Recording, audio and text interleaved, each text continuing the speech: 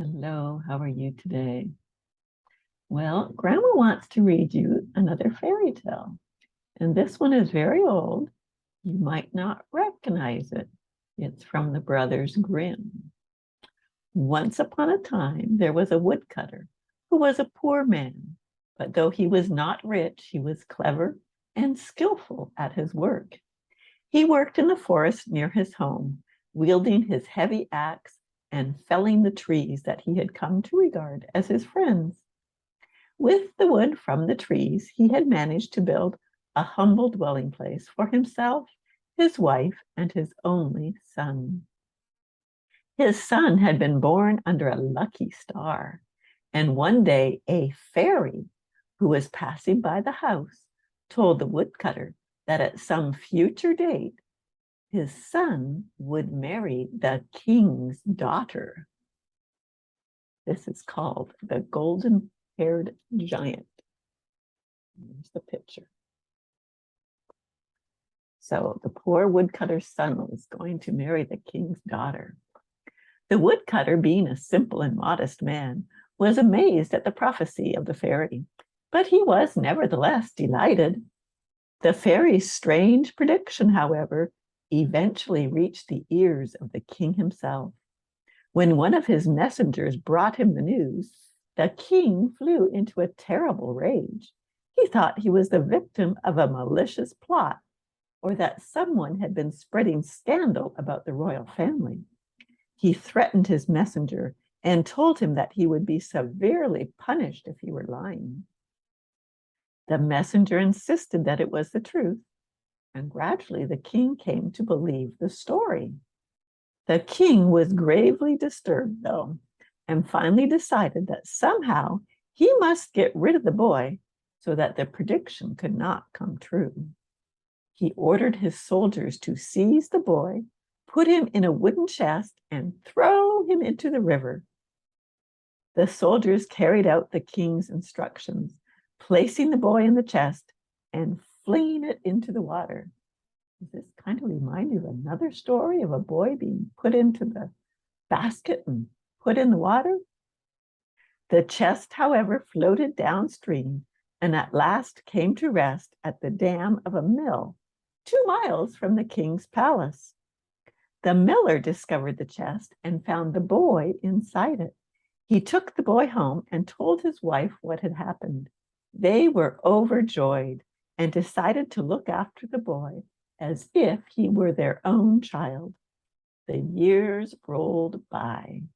The boy grew to be strong, handsome, and kind. But unfortunately, as the king was passing the mill one day, a storm broke out, and he had to seek shelter at the miller's house. He saw the young man and asked the miller if this was his son. Then the miller told the king the story of how he had found the boy as a tiny baby in a chest in the river. The king, realizing who the boy was, sent him with the miller's permission to the queen with a letter from the king. The letter read, "As soon as the bearer of this arrives, let him be killed and buried at once, so that all will be over when I return." This was another attempt by the king to get rid of the one who threatened his throne. See, there's the picture of the miller finding the baby floating in the casket or in the basket in the water. Now, the king has sent that grown young man to the queen with a letter telling him that he should be killed. The young man set out on his journey with the letter, but he lost his way. And when evening came, he found himself in a great forest.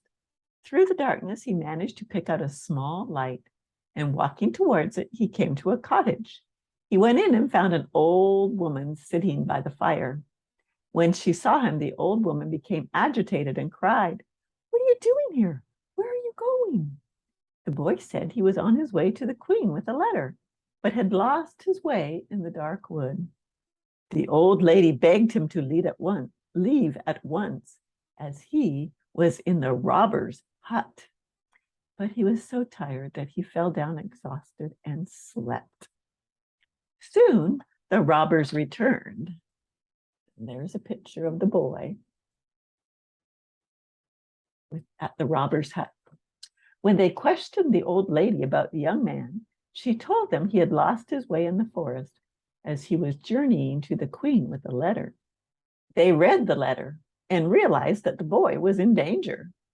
Feeling sorry for him, they threw the letter away and wrote another, which read, "Let the boy who hands you this letter marry our daughter, the princess, at once."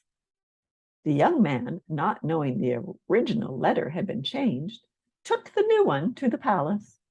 The queen did as the letter instructed, and the young boy was married to the princess.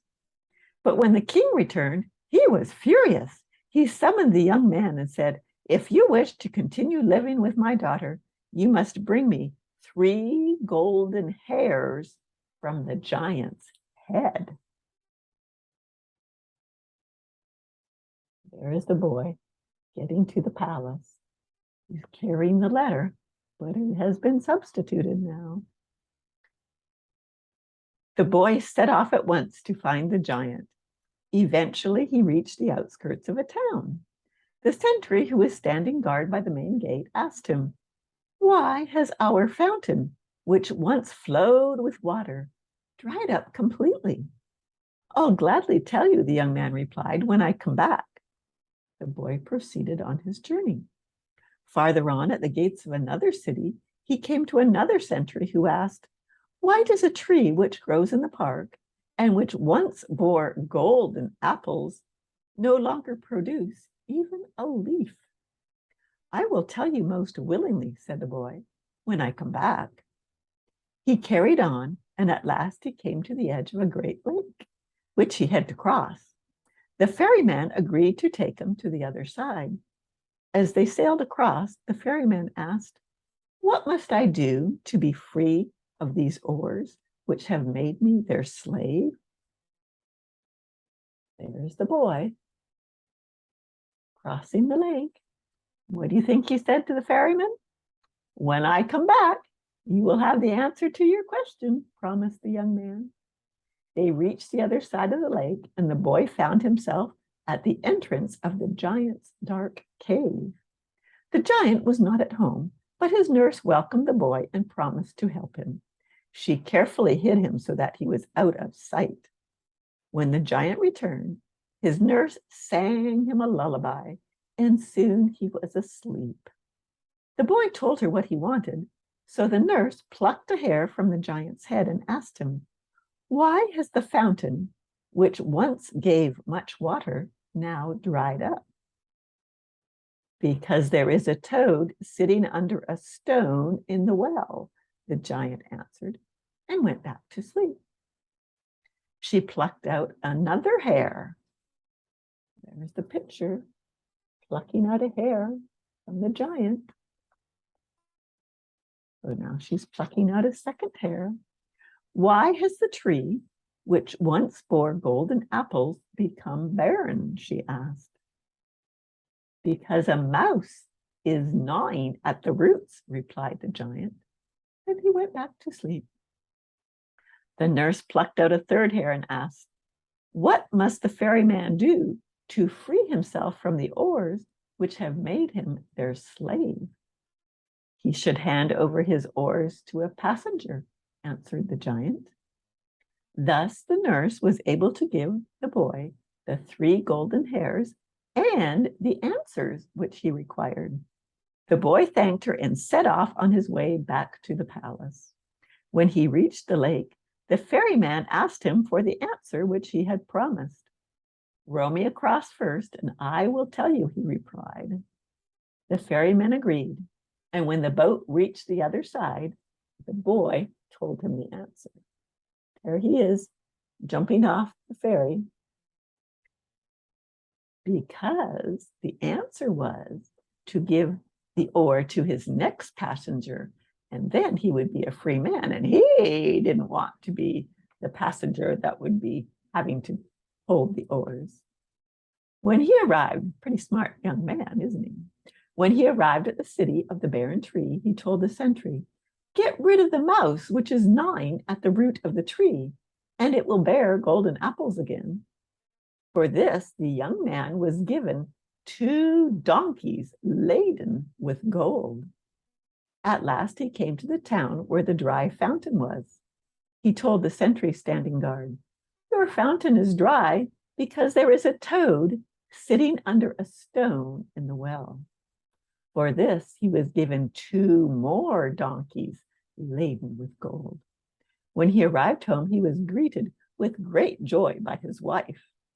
But when the king saw him, he asked, "How did you come by all these riches?" The boy told him that the gold was on the shore on the other side of the lake. The king immediately went to the lake. The ferryman took him across, but as soon as they reached the other side, he handed the oars to his passenger and sprang ashore, leaving the greedy king a slave to the oars. And there the king rows to this day, back and forth across the lake. And there is a picture of a butterfly, and I don't know what that has to do with the story, but that's the last picture in the story. And so, because the king was greedy, he became a slave to the oars, and the young man married the princess and probably lived happily ever after with all the riches that he had been given for answering the questions of the people that he had come across. Well, I hope you enjoyed that. And remember, Grandma loves you. And I'll tell you a story again later. Bye.